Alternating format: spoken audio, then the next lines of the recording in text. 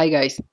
இன்னைக்கு எத்திக்கல் ஹேக்கிங்கில் என்ன பார்க்க போகிறோம் பார்த்தீங்கன்னா, டாஸ் அட்டாக் தான் பார்க்க போகிறோம். அது என்ன டாஸ் அட்டாக்னு கேட்கலாம். டாஸ் அட்டாக்னா ஒன்றும் இல்லை, டிஓஎஸ் அட்டாக் தான் நம்ம பார்க்க போகிறோம். பார்த்தீங்கன்னா இதான் அதோட ஃபுல் ஃபார்ம். பார்த்தீங்கன்னா உங்களுக்கு டேனியல் ஆஃப் சர்வீஸ் அட்டாக்னு சொல்லுவாங்க. அதில் டேனியல் ஆஃப் சர்வீஸ் அட்டாக்னு அப்படின்னு சொல்லும்போது உங்களுக்கு தெரியும். அந்த டேனியல் ஆஃப் சர்வீஸ்னு சொல்லும்போது உங்களுக்கு தெரியும். அதாவது ஒரு சர்வீஸை வந்து நீங்கள் டேனியல் பண்ணுறது, அதாவது இக்னோர் பண்ணுறது. ஒரு வெப்சைட் இருக்குது, எதனா ஒரு வெப்சைட் எடுத்துக்கோங்க. யூடியூப், கூகுள், யாகு, சம்திங் நிறைய இருக்குது. இல்லை நீங்களே ஏதோ ஒரு வெப்சைட் வச்சுருக்கீங்க, ஒரு வெப் பேஜ் வச்சுருக்கீங்க அப்படின்னு வச்சுக்கலாம். நீங்கள் ஒரு கம்பெனி வச்சுருக்கீங்க, உங்கள் கம்பெனிக்குன்னு ஒரு வெப்சைட் இருக்கும். இப்போ அமேசான், ஃப்ளிப்கார்ட்னு சொல்லிட்டு ஏதோ ஒரு வெப்சைட் இருக்கும். இப்போ எக்ஸாம்பிளுக்கு நம்ம என்ன எடுத்துக்கலாம், அமேசானே எடுத்துக்கலாம். இப்போ அமேசான் ஒரு வெப்சைட் இருக்குது, இப்போ ஃப்ளிப்கார்ட்னு ஒன்று இருக்குது. இப்போ இந்த ரெண்டு பேரில் என்ன, யாராவது ஒருத்தர் நிறைய சேல்ஸ் ஆகும் அவங்களுக்கு, அதாவது நிறைய பையிங் இருக்கும். ஸோ அப்போது ஆப்போசிட்டில் இருக்கிற அவங்க என்னென்ன பண்ணுவாங்க, அவங்களுக்கு அதிகமாக ஆகுதே சொல்லிட்டு அவங்கள்ட்ட எப்படி நம்ம முடக்கலாம் அப்படின்னு பார்ப்பாங்க. அதாவது அவங்களுக்கு லாஸ் எப்படி ஏற்படுத்தலாம் அப்படின்னு. இது மாதிரி ப்ரோக்ராம்லாம் நல்லா தெரிஞ்சவங்க இருப்பாங்களா, ஹேக்கிங், அவங்ககிட்ட சொல்லிட்டு அவங்க என்ன பண்ணுவாங்கன்னா, சம் ரெக்வஸ்ட் வந்து அந்த வெப்சைட்டுக்கு அனுப்புவாங்க.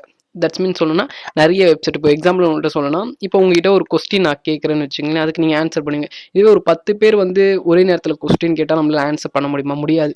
யாருக்கு ஆன்சர் பண்ணுறது சொல்லிட்டு திணறுவோம். ஸோ அது மாதிரி என்ன பண்ணுவோம்னா, அவங்களோட கம்ப்யூட்டரில் இருந்து நிறைய ரெக்வஸ்ட் அனுப்பிக்கிட்டே இருப்பாங்க. அனுப்பிக்கிட்டே இருக்கும்போது அந்த வெப்சைட் வந்து அந்த சர்வர் எதுக்கு ரெஸ்பான்ஸ் பண்ணுறதுனே தெரியாமல் முடங்கி போயிடும். அதாவது என்னென்னா வேலை செய்யாமல் போயிடும்.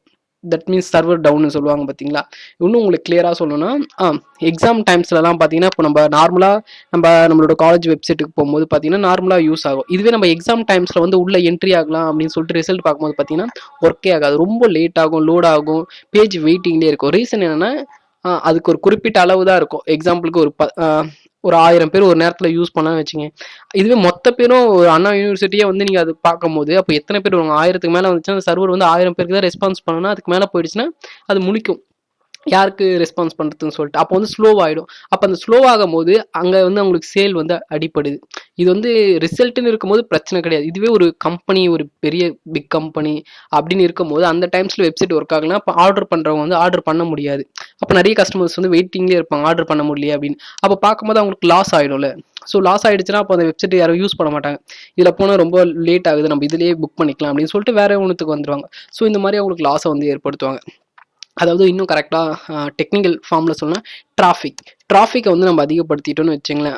உங்களுக்கு கரெக்டாக இன்னும் சொல்லணும்னா, ஒரு சாதாரண ரோடு இருக்குது, அந்த ரோட்டில் ஒரு 4 காரு, 2 காரு, ஒரு பைக்கு, ஒரு லாரி போனால் ஓகே. ஒரே இடத்துல 10 காரு 10 லாரின்னு வந்தால் அந்த இடத்துல என்ன ஆகும், டிராஃபிக் ஆகிடும். ஸோ அதே மாதிரி தான் ஒரு நேரத்தில் வந்து ஒரு 1000 பேர் 2000 பேர் ஒரு வெப்சைட்டில் வந்து ஒரே நேரத்தில் வந்து ரெக்வஸ்ட் கொடுத்தாங்கன்னா அது ரெஸ்பான்ஸ் பண்ணும். இதுவே 2000 பேர் 10,000 பேர் அப்படின்னு சொல்லிட்டு அதிகமாக வந்தாங்கன்னா என்ன ஆகும், அது வந்து முடங்கி போயிடும். இன்னும் கிளியராக சொல்லணும்னா, டிராஃபிக்னா நம்ம தான் டிராஃபிக். அதாவது இப்போ நம்ம வந்து சர்ச் பண்ணுறோம் பார்த்தீங்களா, அதான் டிராஃபிக்னு சொல்லுவோம். ஸோ ஒரே நேரத்தில் எல்லாருமே சர்ச் பண்ணுறது வந்து டிராஃபிக்ஸ்ன்னு சொல்லுவோம். இப்போ நான் வந்து எதனா ஒரு ரெக்வஸ்ட் கொடுக்குறேன், என்ன கொடுக்கலாம், சும்மா எது வேணாலும் கொடுத்துக்கலாம். இப்போ பார்த்தீங்கன்னா நான் என்ன கொடுக்கலாம், டிஓஎஸ் கொடுக்குறேன், இது மாதிரி கொடுக்குறேன். இப்போ நான் கொடுத்து என்ட்ரு கொடுக்குறேன். இப்போ நான் என்ட்ரு கொடுத்தனே அது என்னவாகும், ரெக்வஸ்ட்டாக அதுக்கு போகும். இப்போ வந்து ரெக்வஸ்ட் போயிருக்கு, சர்வர் வந்து எனக்கு ரீப்ளே பண்ணும். அந்த ரீப்ளே தான் இந்த ரிசல்ட்டு. இப்போ நான் கொடுத்த இன்புட் வந்து ரெக்வஸ்ட்டு, எனக்கு வந்து அவுட்புட் வந்து ரெஸ்பான்ஸ்னு சொல்லுவாங்க. இதுதான். ஸோ இப்போ நான் பண்ணது வந்து நான் ஒரு டிராஃபிக். இப்போ என்னால் மட்டுமே இதெல்லாம் பண்ண முடியுமா, அந்த கம்பெனி வந்து லாஸ் பண்ண முடியுமானா முடியாது. ஏன்னா ஒரே ஒரு ரெக்வஸ்ட் வச்சு எதுவுமே பண்ண முடியாது. மல்டிபிள் கம்ப்யூட்டர்ஸ் இருக்கணும். மல்டிபிள் கம்ப்யூட்டர்ஸ் நெக்ஸ்ட் வந்து மல்டிபிள் ரெக்வஸ்ட் வந்து பண்ணால் மட்டும்தான் முடக்க முடியும் எந்த ஒரு வெப்சைட்டாக இருந்தாலும். எப்படி நான் பண்ணுவாங்கன்னு உங்களுக்கு சொல்கிறேன். நெக்ஸ்ட் பார்த்தீங்கன்னா, சில மால்வேரும் இருக்கும், அதை வச்சும் பண்ணலாம். மால்வேர்ஸ் மீன்ஸ் என்ன சொல்லலாம், பாட்நெட் வச்சு பண்ணுவாங்க. அதான் பாட்நெட் வந்து இப்போ நீங்கள் கிராக்லாம் டவுன்லோட் பண்ணுறீங்க, இல்லை ஏதோ ஒரு வெப்சைட்டில் போய் ஃபைல்ஸு சம்திங் நம்ம ஃப்ரீயாக கிடைக்குதுன்னு சொல்லிட்டு நிறைய டவுன்லோட் பண்ணுவோம். அதில் பார்த்தீங்கன்னா இந்த கோடர்லாம் இருக்காங்களா, அவங்க வந்து அதில் சின்னதாக மால்வேர் வச்சுருப்பாங்க. அந்த மால்வேர் உங்கள் கம்ப்யூட்டர் எதுவுமே டேமேஜ் பண்ணாது, உங்களோட டேட்டாவையும் லாஸ் பண்ணாது. இந்த மாதிரி சுச்சுவேஷனில் ஹேக்கர்ஸ் இருப்பாங்களே, இந்த மாதிரி டேமேஜ் பண்ணணும் ஏதோ ஒரு வெப்சைட்டை, அந்த மாதிரி சமயத்தில் என்ன பண்ணுவாங்கன்னா, அவங்க வந்து அதுக்கு ரெக்வஸ்ட் பண்ணுவாங்க. அதாவது நீங்கள் டவுன்லோட் பண்ணி இன்ஸ்டால் பண்ணி வச்சுருப்பீங்களா, ஏதோ ஒன்று டவுன்லோட் பண்ணி வச்சுருப்பீங்க, அது கூட வந்து பேட்ச் பண்ணி வச்சுருப்பாங்க அந்த மால்வேர். அப்போ அந்த மால்வேர் என்ன பண்ணுன்னா முழிச்சிக்கும், அதாவது வேக்கப் ஆகிடும். வேக்கப் ஆகிட்டு அந்த கோடர் வந்து சென்ட் பண்ணாங்களா, அந்த ரெக்வஸ்ட்டுக்கு ஏற்ற மாதிரி அது வந்து பெர்ஃபார்மன்ஸ் பண்ண ஆரம்பிக்கும். அதாவது அந்த வெப்சைட்டுக்கு வந்து அது ரெக்வஸ்ட்டை பாஸ் பண்ணும். இது மாதிரி பார்த்து எத்தனை பேர் டவுன்லோட் பண்ணி வச்சிருப்போம். நம்மளுக்கு ஃப்ரீயாக கிராக் கிடைக்குதுன்னு சொல்லிட்டு நிறைய பேர் நிறைய டவுன்லோட் பண்ணுவோம். ஸோ அந்த மாதிரி சமயத்தில் என்ன பண்ணணும்னா, அத்தனை பேர் பண்ணியிருக்கோம்ல, ஸோ அவங்க கம்ப்யூட்டர்லேருந்துலாம் ரெக்வஸ்ட் போக ஆரம்பிக்கும். அப்போ பார்க்கும்போது எத்தனை பேர் டவுன்லோட் பண்ணி வச்சிருப்பாங்க, 1000 2000 மில்லியன் ட்ரில்லியன் கணக்கில் வந்து டவுன்லோட் பண்ணி வச்சிருப்போம். ஸோ அவங்க கம்ப்யூட்டர்ஸ்லேருந்துலாம் ஒரே நேரத்தில் அத்தனை ரெக்வஸ்ட் போகும்போது என்ன ஆகும்னா அது வந்து டவுன் ஆகிடும். சரி ஓகே, ரெக்வஸ்ட்னா என்ன, நெக்ஸ்ட் வந்து பேக்கெட்னா என்ன அப்படின்னு சொல்லுவோம். ஏன்னா இப்போ நார்மலாக பார்க்கும்போது உங்களோட நெட் ஸ்பீடை பொறுத்து இருக்குது. நெட்டு ரொம்ப ஸ்பீடாக இருந்துச்சுன்னா எம்பி வந்து அதிகமாக இருக்கும். ஸோ வந்து அது ஈஸியாக டவுன் பண்ணிடலாம். நெட்டு ஸ்லோவாக இருந்துச்சுன்னா கம்மியாக பண்ணுறது ரொம்ப கஷ்டமாக இருக்கும். இதில் 2 இருக்குது. ஒன்று வந்து ஸ்லோ ரெக்வஸ்ட் இருக்குது. ஸ்லோ ரெக்வஸ்ட்னா நம்மளே பண்ணுறது, கம்மியான நெட்ஒர்க்கில் வச்சு பண்ணுறது. அடுத்த டிஎன்எஸ் ஆம்பிளிஃபிகேஷன் இருக்குது. அது எப்படின்னா நீங்கள் கொடுக்குற ரெக்வஸ்ட்டு அந்த டிஎன்எஸ் ஆம்பிளிஃபிகேஷன் என்ன பண்ணணும்னா அது வந்து ரெக்வஸ்ட் வந்து அதிகப்படுத்தி தரும். அதாவது பேக்கெட் சைஸை வந்து அதிகப்படுத்தி அந்த வெப்சைட் தரும். அப்போ வந்து அது இன்னும் கொஞ்சம் ஈஸியாக இருக்கும் அதை டவுன் பண்ணுறதுக்கு. இப்போ எக்ஸாம்பிளுக்கு வந்து நான் ஒன்று பண்ணி காமிக்கிறேன். விண்டோஸ் ஆர்கை கமாண்ட் ப்ராம்ப்ட் ஓப்பன் பண்ணிக்கிறேன். ஓப்பன் பண்ணிட்டு பிங் என்ன வெப்சைட் கொடுக்கலாம், என்ன ஒரு வெப்சைட் கொடுக்கலாம், நான் கூகுளே கொடுக்குறேன். ஓகே, இப்போ பார்த்தீங்கன்னா பிங் www.google.com நான் கொடுத்துருக்கேன். கொடுத்துட்டு ஜஸ்ட் என்ட்ரு கொடுக்குறேன். என்ட்ரு கொடுத்தனே பாருங்கள், இப்போ வந்து எனக்கு ரெக்வஸ்ட் போகுது. எத்தனை பேக்கெட்ஸ் போகுது பாருங்கள். பிங் த சர்டிஃபிகேஷன் ஃபார் நான் ஒரு ரெக்வஸ்ட் கொடுத்துருக்கேன்.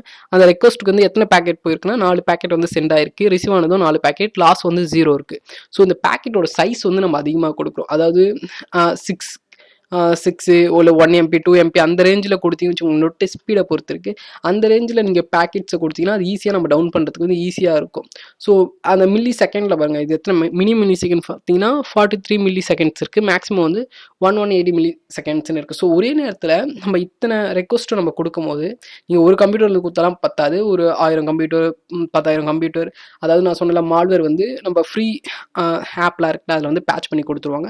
அந்த மாதிரி கொடுக்கும்போது நம்மளுக்கு எப்போ தேவையோ அப்போ மட்டும் அந்த மால்வேர் வந்து நம்ம வேக்கப் பண்ண வச்சுக்கலாம். வேக்கப் பண்ண வச்சு அதுலேருந்து அவங்க யூசர்ஸ்லேருந்து நம்ம வந்து ரெக்வஸ்ட் வந்து பாஸ் பண்ணிக்கலாம். ஸோ இப்படி பாஸ் பண்ணும்போது பார்த்தீங்கன்னா ஒரே நேரத்தில் நிறைய ரெக்வஸ்ட் வந்து அந்த வெப்சைட் போகும். அந்த வெப்சைட் அவர் அப்போ என்ன ஆகுனா டவுன் ஆகிடும்.